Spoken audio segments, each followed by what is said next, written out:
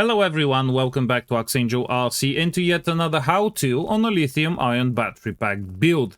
Even though these might be getting tedious for you lot now, this one has been a long time coming as the MFE Hero has needed a new forward flight battery pack for a while to help me increase its flight time and range so I can better test the video systems installed on it and be able to have more capacity for longer cloud flights. And even though I know they are not all too popular, personally I find them fascinating. But let's get on with the build. The cells I bought for this are the FEB 6500 mAh 21700s, which have a continuous discharge rating of 13 amps, and I think short burst peak was somewhere around 25 to 30 amps. When I put 6 of these in parallel, they would have a continuous rating of 78 amps, which should be more than enough for the Hero, since full throttle on it on a 6S pack should be much less than that. Since these are brand new cells, there was no need to grind, clean, heat shrink or dismantle old batteries, but I do check their voltages and internal resistance before selecting cells for the pack. As it happened, the voltages on all of these and the internal resistances were so close that literally the first 36 cells that I measured had no deviations at all from the mean values, so I was ready to proceed. I put additional insulator rings on the positive sides of the cells and arranged them into groups of 6, pressed them on both sides with straight wood pieces and put some heavy batteries on the sides of that so they don't move and cause the cells to separate. I then glue between the cells. Once the glue dries, I flip the groups over and add glue to the other side. Once that also dries, I then stack the groups on top of each other to check out the pack size and verify arrangement and so on, and then I proceed to glue the groups together in what will be the final pack's shape. Just a quick side note here. These cells are quite new as a model and they weren't cheap to get, but the support I get from YouTube members, Patreon supporters and anyone using the affiliate links in the video description below to do their shopping at no additional cost to them is what allows me to buy these things, improve my gear and keep pushing the limits. So consider supporting this channel in any way you can. It is very much appreciated and it does help with what I'm able to do.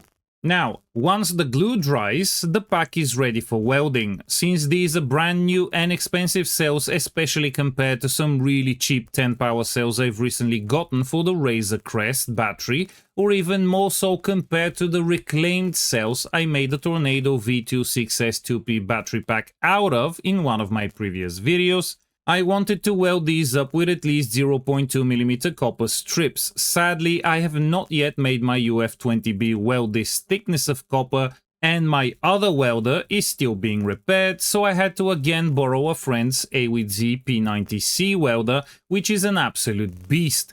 Out of 999 gears on the, let's call it, power level, I used 329 for this, 0.2mm pure copper with 0.1mm pure nickel strips on top.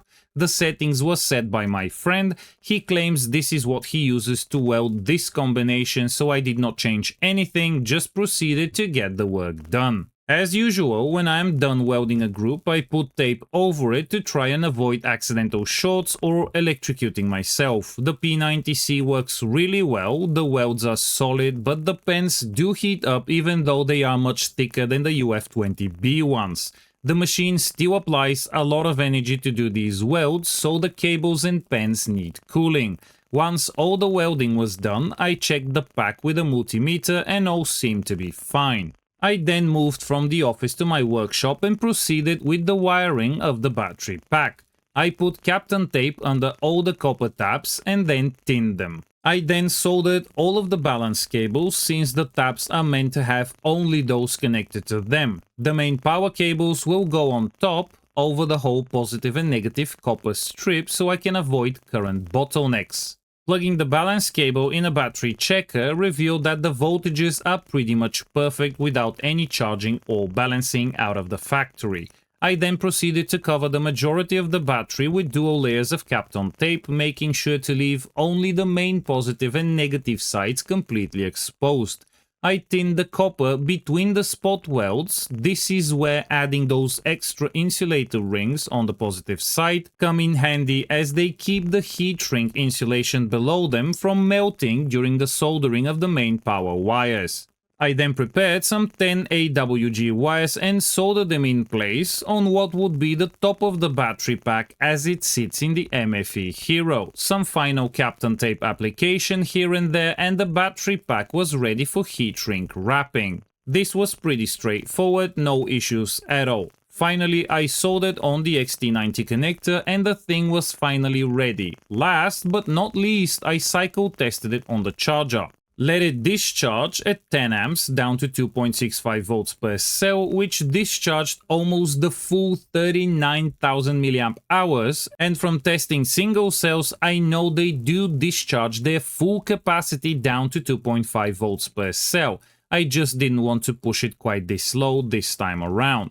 Awesome thing is that discharging down to 3 volts per cell gives you 35,000 milliamp hours of usable capacity, which is over 5,000 milliamp hours more than the old battery discharged down to the full 2.5 volts per cell.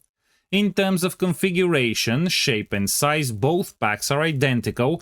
Wiring is identical, but the old one weighs 2.6 kilograms, the new one is 2.8 kilograms, with the additional weight coming pretty much entirely from the difference in weight between the old and new cells. The old pack is made up of Samsung 50G cells, which are 68 grams. The new FEB 6500 mAh cells are 74 grams per cell. So the improved capacity and slightly higher discharge amps do come at a weight penalty of about 6 grams per cell, but I feel like I can live with that.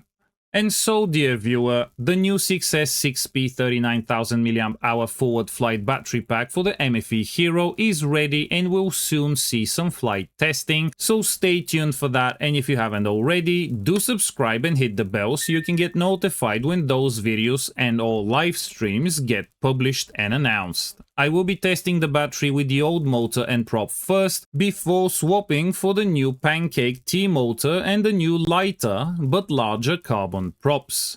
Like the video if you like the video, and do comment to let me know what you think of this video. Again, a huge thank you to all my supporters. Much of what I do would not be possible without you guys. Happy DIY battery making, and I will see you in the next video.